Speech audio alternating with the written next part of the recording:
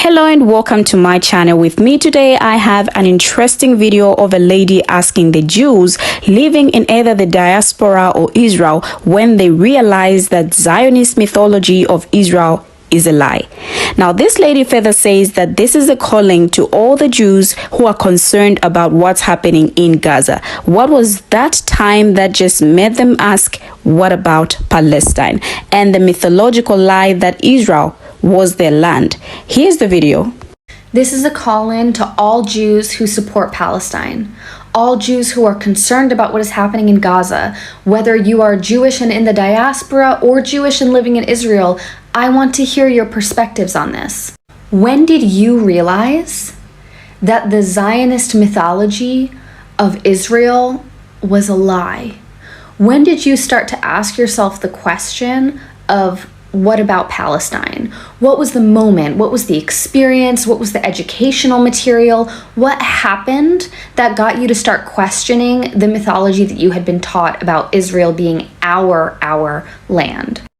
Our Muslim brothers and sisters, not only in Palestine, Gaza, and the West Bank, but all across the world, are suffering. They are heartbroken. They are watching a genocide happen in Palestine and watching Jewish people and white people, really the world over, turn their backs and ignore it and pretend that that's not what it is. And we need to show them that we have their backs, that we're going to speak loudly, that we are in the process of unlearning, that we are in the process of figuring out how to ally up for them.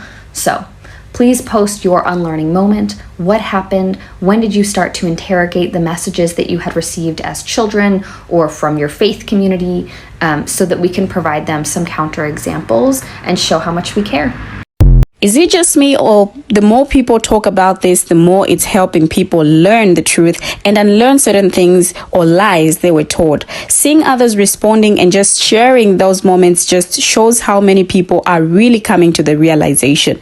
A lot of people share their experiences, and I would advise that you stay glued as I share some of the stitches with you, and make sure to watch the video to the very end, because I will be sharing more experiences from the comments. Here are the stitches. Of what about Palestine? Too freaking late. I started asking myself that question too freaking late. I grew up culturally Jewish. My friends, my boyfriends, my life was surrounded by Jewish people. In fact, it was like kind of cool to be Jewish when I grew up. I didn't even really know the concept of Zionism, because Zionism was just Judaism, right? The idea that Israel should be a place, a safe haven for Jewish people.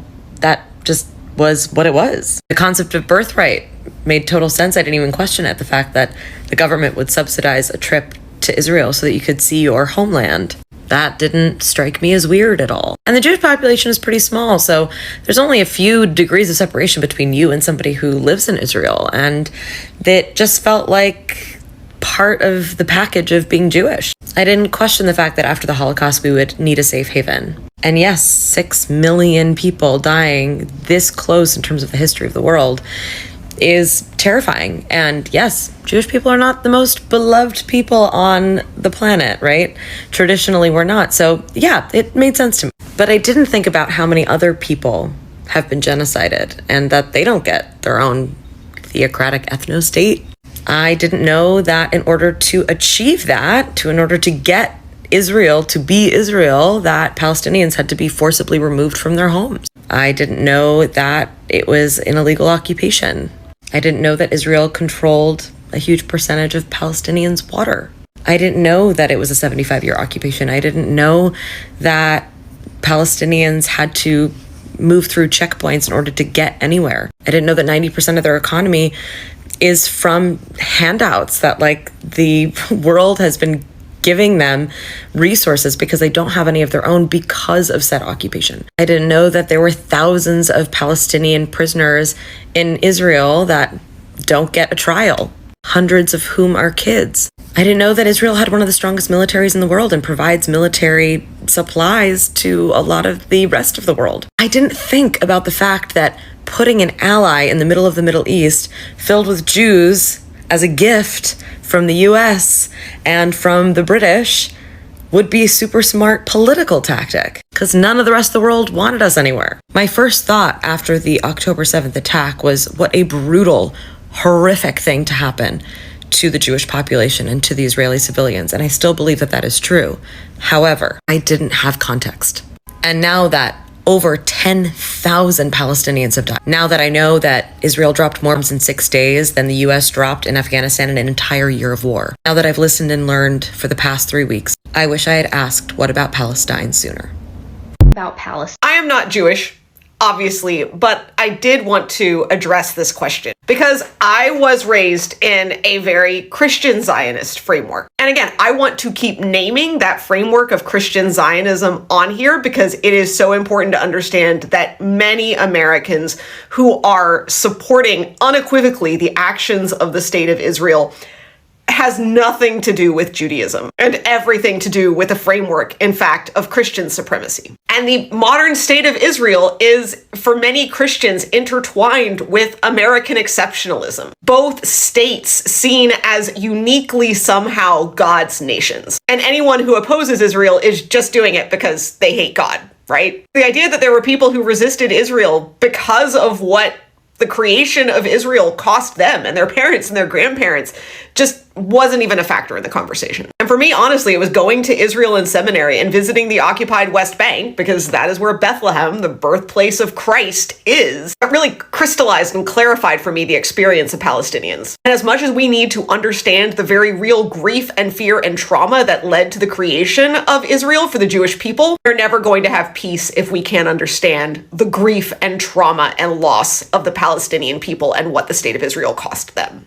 What about Palestine? So as an American Jew, I feel like I've had a lot of brushes with Zionism and just like sort of narrowly avoided each one. It started when I was in Hebrew school. This is about 3rd grade, and we get a teacher who is from Israel, has recently moved to the area. And in 4th grade, I had his wife. Both of them, obviously, since they'd just come from Israel, talked all about Israel. And I found this like incredibly irrelevant to me. I had only gone to Hebrew school because my mom told me I could get my ears pierced when I had a bat mitzvah. So I was really only there for that. And my connection to Judaism came really from what I knew of my family's history, which was in Eastern Europe, Hungary, Lithuania, Romania, Ukraine, places like that, and then in New York, where we first emigrated to. So Israel just like did not seem relevant to me at all, and I hated sitting through Hebrew school classes on it that I just did not care about. Also, a big part of why I never fell for this propaganda is my parents, and I should give them credit where credit is due. Because when my dad heard that we were studying Israel and learning all this touristy Israel stuff and how great it was there and how we should all go there on birthright one day and then join the IDF and make Aliyah, he was like, you are not going to Israel. It's dangerous there. There's a conflict there. And I had vaguely heard of Israel-Palestine's relations like on the news. So all I knew about Israel outside of Hebrew school was that it's a dangerous place to go. And then all I was hearing in Hebrew school was that it's like the best place ever and so necessary for Jews. And like we did all these projects on the founders of Israel. In fact, the only reason I did not fail out of and have to repeat 5th grade of Hebrew school was because I pulled a project on Golda Meir out of my ass. I had to do that, or I would have been stuck in Hebrew school an extra year, which, believe me, I did not want to do. So I go through Hebrew school this whole time just kind of having a bad feeling about Israel and just not really getting why it was supposed to be important to me. And throughout Hebrew school, they're showing you a lot of like Holocaust imagery that's really disturbing, so you understand why Israel is needed. And it is pretty baked into Judaism. Like in the Passover Seder, the last thing you say is next year in Jerusalem, like we're hoping to go back. But my family, to their credit, never says next year in Jerusalem because we don't have any connection to Israel. And basically, everyone in my family thinks that Israel was a bad choice for a place to do a Jewish state. And our attitude toward it, which comes from this joke my grandfather once made, is like, why did they have to put the Jewish state somewhere people already were living? Why couldn't they just have picked like an unpopulated corner of Wyoming instead, where hardly anyone lives anyway? So every year, instead of next year in Jerusalem at the Passover Seder, we say next year in Wyoming. All that to say, the Holocaust imagery was terrible, but it didn't really move me, and I distinctly remember the first time I heard about another recent genocide in middle school, which was the Great Purge. And I was like, that's so crazy that we don't learn about any other genocides. And then I learned about the Rwandan genocide, and I was like, what? Why did I only ever hear about the Holocaust? Not just in Hebrew school, but also in elementary school. But anyway, the thing that really first made me ask what about Palestine was when I read this book, Habibi, in 8th grade. I don't know if you know this book, but it is just one of my most formative books that I've ever read in my entire life. It's about a Palestinian American family who moves to Israel, and the young daughter falls in love with a Jewish boy. It's written by a Palestinian author, and it was the first time I had ever heard any kind of Palestinian perspective on Israel. And that was the first time I ever felt like, you know what, it would be really cool to go to Israel for a visit just to see it. And I knew the only way I was going to be able to afford that was to go on Birthright. But I also knew that going on Birthright, there would be even more pro-Israel propaganda shoved down my throat. Nevertheless, I vaguely planned to go on Birthright, but I kept putting it off, largely because of an experience I had my freshman year of college. So because there was no other Jewish life on my campus, I started going to the Chabad house, and they had this class they were running that paid you $350 to take it for 10 weeks, learning about each of the 10 commandments through like their perspective. The class itself was not the issue, but two things happened at Chabad that really made me realize that I did not even want to align myself with like mainstream Judaism at all. The first one was the attitude towards marriage. And I knew like from the Broad City episode and jokes about finding a nice Jewish boy that like that was an important thing to Jewish people, but I did not know it was to this level. I remember specifically once the rabbi said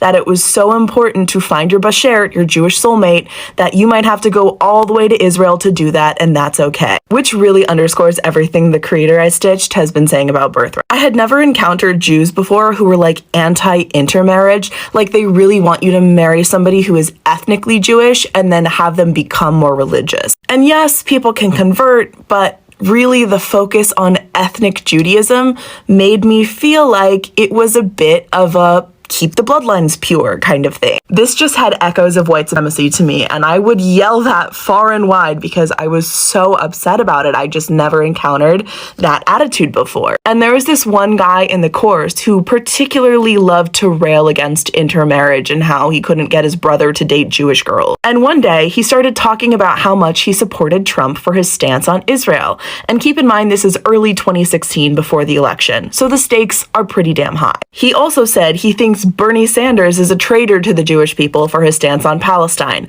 and that in particular really revved me up. And listen, I am from Burlington, Vermont, okay? Bernie Sanders is basically our head of state. We love him, and we don't just love him for his politics, although I agree with almost all of his politics. We love him because he's a really good person, and a lot of us have had personal encounters with him and know him, and he's just like a good guy. Bernie also is originally from Brooklyn, like my family, and came to Burlington, Vermont like my family. And he was the only Jew I'd ever heard of not unequivocally supporting Israel at the time. So when this guy says that, I was like, I am out of here. I had never met a conservative Jew before. Other than the Zionism, I came from a very progressive synagogue, and I was shocked and horrified because I could see that Trump was aligning himself with neo-Nazism and white supremacy and people who wanted to eliminate all Jews. So this was my other brush with Zionism, and it's kind of a miracle I didn't fall for it. I also almost went on Birthright, but then I kept putting it off because of COVID, and I kept putting it off because I wanted someone to go with me because I didn't want to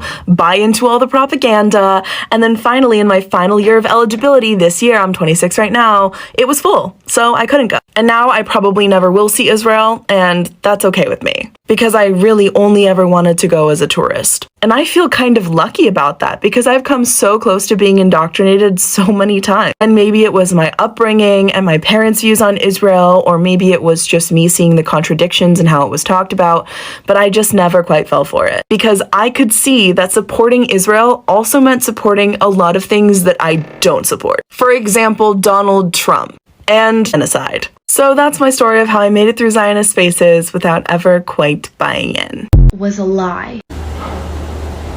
This film right here, this film broke me. This film changed my life forever. When I saw that film, I had already started questioning a lot about Zionism, but I was like 14, 15 years old, so I was really alone in this journey of unlearning. I had the incredible privilege of making friends with 2 Palestinians online on Tumblr, and they taught me so much, and I'm really, really grateful for them. But even with like those first few months, I was still like really, really trying to convince myself, like, no, like there has to be something good. Like there really does, like there has to be something. And then I saw this film, and it changed my brain chemistry. There were a lot of things in that film that I didn't know was happening. I think that the most shocking thing to me was the midnight raids where the IOF would kidnap children in the middle of the night. There's a lot in that film, and I don't want to spoil. And it is a documentary about a man basically just documenting the birth of his new son, and his life as he's growing, and just showing what life is like in the West Bank. I haven't seen it in a long time. I haven't seen it in a few years, not even just a few, but I've seen it twice, and I think the last time I saw it was in 2013, and I haven't been able to watch it again since. And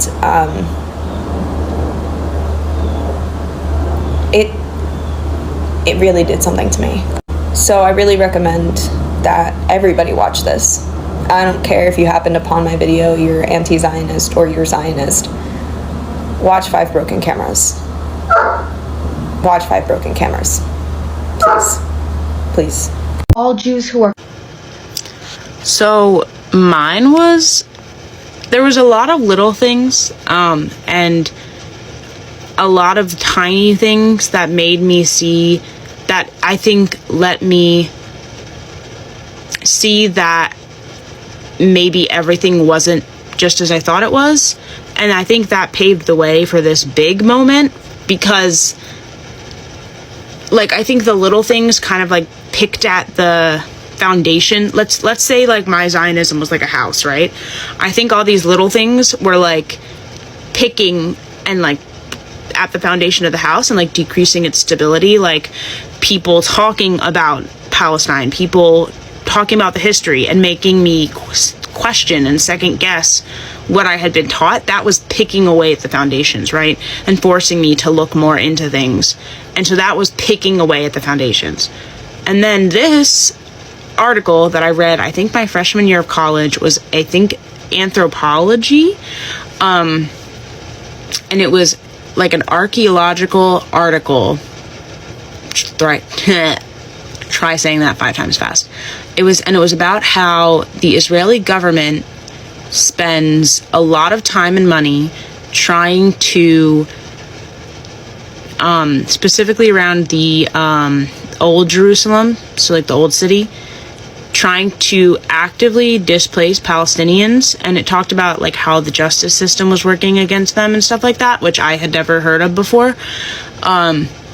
They were actively trying to displace them, kick them out of their homes so they could expand the temple complex and build an archaeological park around it. And just reading that, I love history. I love a good archaeological park, but I could not fathom kicking people out of their homes to do it. To me, those two things are not compatible. I love archaeology, and I would never do that. It's not that important to me, right? It's cool, but it's never that important to kick somebody out of their house, bulldoze their house, or force them to evict with nowhere to go, in favor of an archaeological park. And I love history, I love archaeology, but I was it's never that serious. So what the f is going on here? Now, I found an interesting article of an American Jew that I would really love to share with you guys. It reads, "There's a story from last week I can't get out of my head. A Palestinian family takes a taxi to their daughter's home in Gaza City, 5 minutes away on the last day of Ramadan, because they thought they would be safer from the ongoing Israeli strikes. They are unpacking the car when suddenly a military drone strikes, unaliving the taxi driver, the father, the mother, and wounding the son, 28. For many American Jews who were raised to see Palestinians as the enemy, it might come as a shock to recognize the Israeli military as the aggressor in this situation, or to mourn the victims of that strike. But this week, I mourn.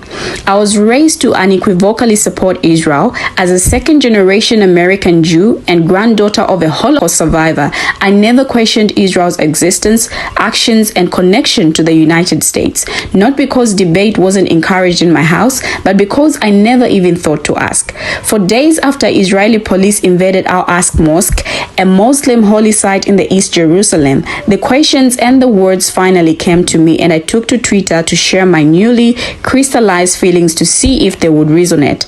Being an American Jew is a mind F. The now viral thread began. It goes on to describe how American Jews are raised to believe in the infallibility of Israel, how the intergenerational trauma of the Holocaust shapes our view of the region, and how our history of oppression should make us even more empathetic to the displacement and unaliving of the Palestinians. Sharing even the most benign opinions online is terrifying, so I was particularly worried about how something so personal would be received. That's why I was surprised and humbled by the overwhelmingly affirmative response, with fellow American Jews publicly and privately agreeing they are no longer able to accept the party line on Israel-US relations. They've been grappling with the vision of Israel presented on trips organized by groups like Birthright versus what they've seen unfold on the ground, how to square their love for their people and history with their commitment to racial and social justice, and how Israel's actions in Palestine seem to fly in the face of Tikkun Olam, the Jewish principle of improving the world through action. While many of us have felt isolated in our views by speaking out, we are finding solidarity. Over the past 15 years, the anti-occupation Jewish left in America has been growing, with organizations like If Not Now and J Street leading the charge. But because the conflict has so often been boiled down to a binary, you either support Israel or you support its destruction. For many of us, it felt like a betrayal to even consider the other side. Even now, with strength in numbers, there's still a genuine fear of using words and phrases like apartheid and ethnic cleansing, even if they are applicable. There is an instinct to retreat. Growing up in the shadow of the Holocaust and the intergenerational trauma of descending from survivors of genocide, I can't help but see my family in their faces. The near annihilation of the Jewish people 4 decades before I was born still courses through my veins, and it is this visceral feeling of violence and oppression that has made me feel certain that speaking out now is the right thing to do, and already too little too late. The truth is that causing trauma to another group will never ease our own. Unaliving more than 200 Palestinians in 2 weeks won't bring back our ancestors who perished in the Holocaust, and it certainly won't bring us closer to a lasting peace. Until we recognize that no one is safe, until we are all safe, the cycle of oppression will play on. Here are a few experiences from the comments. This one says, when I went to Israel on Birthright and saw a literal airstrike on the first day while I was sitting in a restaurant. In 2020, when I was in college, it started unraveling, and then I went on Birthright that year, and it's something so clearly being hidden from us. 2014 protective age is really when I started deconstructing my education and questioning what I thought I knew. Alright, we have come to the end of the video, guys. Make sure to share your thoughts on this video in the comment section. Don't forget to like, subscribe. From me to bye-bye, and see you in my next video.